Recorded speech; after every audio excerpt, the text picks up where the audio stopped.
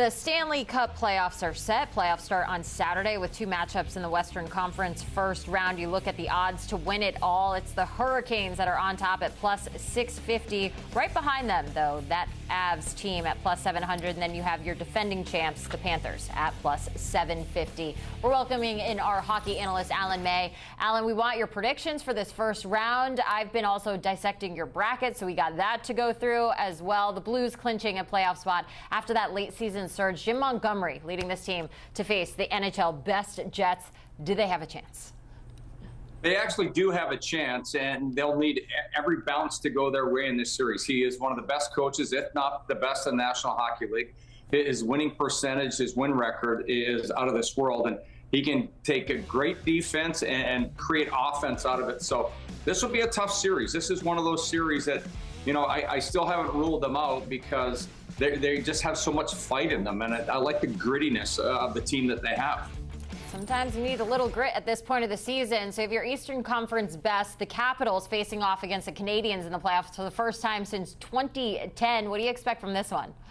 Well, not what happened in 2010 when the Caps lost in 7 and they had won the with 121 points, their single best season ever. This year has been a great year for the Washington Capitals.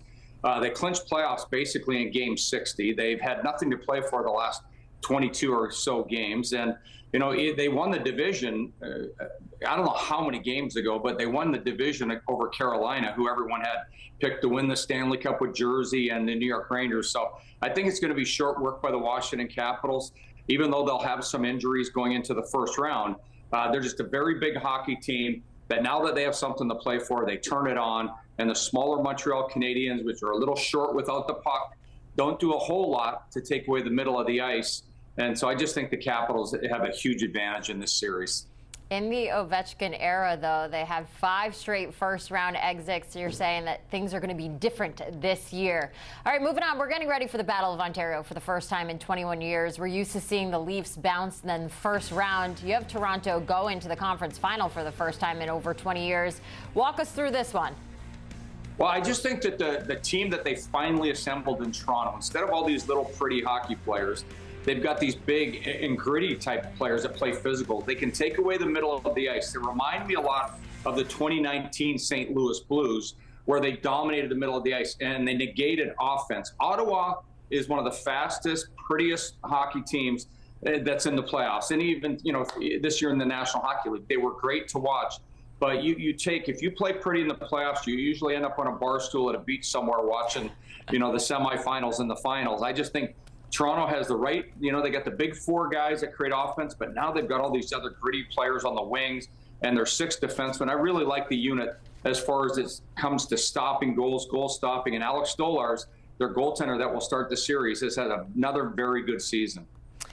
All right, my eyes just automatically, being in South Florida, we're around a lot of Panthers fans. You go to the defending champs, battling of the Battle of Florida, really taking place for the 4th time in 5 seasons. You don't have the Panthers going very far. What's going on? Well, they lost a lot of players to free agency during the offseason, so it's a different makeup of a team. I still love the players that are there. They brought the guys that were the holdovers, but they've had a lot of injuries and they're banged up this year. So, you know, can they stay healthy? So I'm betting that they can't, because these guys have been in and out of the lineup, you know, repeated injuries. So that means they're nagging. And the playoffs are the most physical time of the year. And, they're playing their most hated rival in the National Hockey League. And it is the Tampa Bay Lightning, who have had an exceptional year. They've got the leading scorer in the National Hockey League in Kucherov, who put up astronomical numbers. They've got a really big defense. They've got a phenomenal goaltender. And they've got all these other players, these role players. They got a player on their team that broke an NHL record for the most even strength goals and shorthanded goals without a power play goal, in Brandon Hagel. So they've got a lot of firepower, but they know how to play gritty. They've been relatively healthy all season long. So I'm just hedging the bet on that they're the healthier hockey team, and they've got continuity in their lineup from where they were a year ago, from what the Panthers do not. We're moving to the West now. You don't have Connor McDavid going back to the Cup final. You have the Oilers getting eliminated in round 1 by the Kings. Explain yourself. Well, the big thing there is that Edmonton's lost their best defenseman in Matthias Ekholm, who's a big guy that can drive offensive play, but defensively perfect. And he's out of the lineup. And I just look at the roster. They've got very small defensemen. And you've got two players up top that are the two best players in the National Hockey League when they're healthy. And that's McDavid and Draisaitl. Draisaitl led the league in goal scoring this year. McDavid, with some injury issues, still got 100-plus points. But I look at that, the roster is just not what it was. They lost a lot of players. Two of their best young players, or their two best young players, now play for the St. Louis Blues and had incredible seasons, and Dylan Holloway and Broberg. You take that, Warren Fogel's now in the LA Kings. Yeah, I think he scored 24.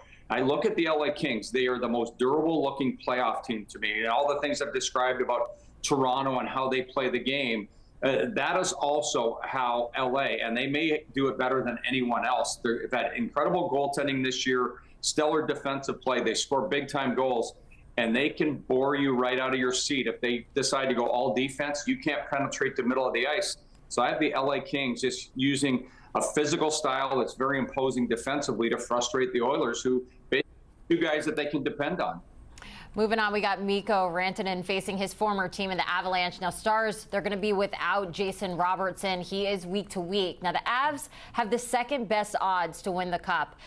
You don't see them getting past Dallas, though. This one is the toughest series for me to handicap. I still believe that Colorado is so top-heavy in their players that you can wear them down. And they've got a couple of players that try to skate through you every time. But if you check the puck versus trying to annihilate them physically, I look at the roster of the Dallas Stars. Even with Miro Heiskanen out of the lineup, they just got Tyler Seguin back in the lineup. He's a very good player in the playoffs, a great player in the playoffs. And then Rantanen playing against his former team. I just like the overall concept of their team, how they've just formulated a style of play that it's an all-around style. If they want to play defense, they can do that. It would be a lot easier to make a pick here if Miro Heiskanen was in the lineup and Ottinger was playing a little bit better. But I just think that there's not as many threats on the Avalanche as there are in the Stars. Makes sense. We're going to talk about the Wild now seeking their first series win since 2015, facing the Golden Knights. What do you expect from this matchup? Golden Knights in 4, and I just look at the team that Vegas has assembled. They know how to play any style of hockey, but most importantly, they stay out of the penalty box. They are the least penalized team in the National Hockey League. They may have broken a record for fewest amount of minor penalties in a season, but they're positionally sound. They've got offense on all their lines. They've got great physical depth. I just look at, they've got a pedigree. They just won a few years ago, but they understand how to play the game. Relatively healthy right now. They've got a lot of guys that have been sniping. So I just think they're going to be way too much for the Minnesota Wild to be able to get involved in this series. Okay, so then we have the Devils and the Hurricanes both limping into the first round. The Devils, they've lost 4 of their last 5. The Hurricanes lost 7 of 8. Which team can snap out of it first? To me, it's going to be the Hurricanes, and they sat out 7 players each of the last 2 games, 7 regulars that are really good players. So their limp was a little bit self-created, and they were resting guys as they went on. I just think their forecheck's going to be too formidable for New Jersey to handle. And they did get Dougie Hamilton back in New Jersey, and that's going to help a lot, but they're without their top dog in Jack Hughes, and that's a huge blow to their team. Nico Hischier, still a very good player, but I believe the Hurricanes are just going to outwork them. They're going to drive them crazy. They're going to pummel them into submission on the forecheck. And no matter who's in net for the Devils, I think the Hurricanes are going to find ways to score 4 game-winning goals sooner than later. They haven't lost a first-round series since 2020. Alan May getting us ready for some NHL playoffs.